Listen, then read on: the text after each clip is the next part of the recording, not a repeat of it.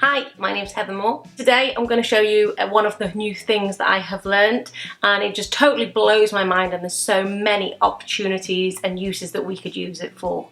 What I'm going to show you today is Appender, and Appender you can find in the G Suite Marketplace. It's an extension for Google Forms. So I've already installed the extension onto Google Forms, and I'm just going to show you how to set it up. So first of all, we're going to start getting set up. So the first thing you need to do is you need to create a folder in your Google Drive, and in that folder put a document for each student.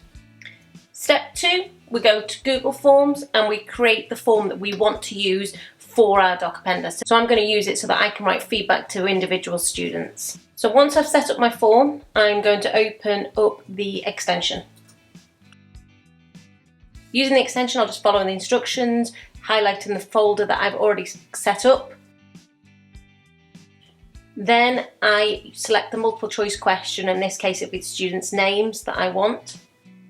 This will then populate it with the titles of each of the document that I've already created. Then step 3 and 4 is just about creating it so that the way you like it. Now all I'm going to do is provide students with feedback, and it will automatically go to their document. This feedback will now appear on the students that I have selected. Student A will receive that feedback. In addition, I can set an assignment on Google Classroom just for that student, and then they can see that feedback at any point, any time.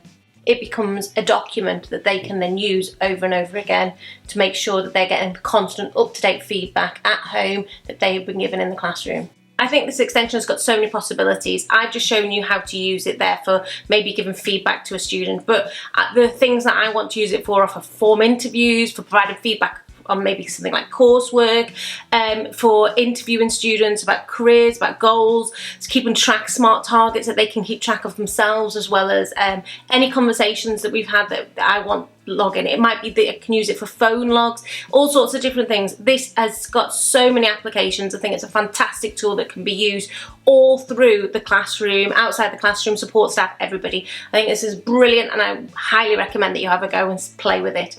One of the things I did with it was I just selected for the name the multiple choice option. If you use the checkbox option, you could select more than one student to provide that same piece of feedback or same comment. So I hope you found this video really interesting, because it is one of the things that has just blown my mind about how you can use Google Forms, Google Docs, Google Drive and extensions all together to create something that's so powerful. If you thought this video was helpful, please give it a like. Let me know if there's something more I can help you with.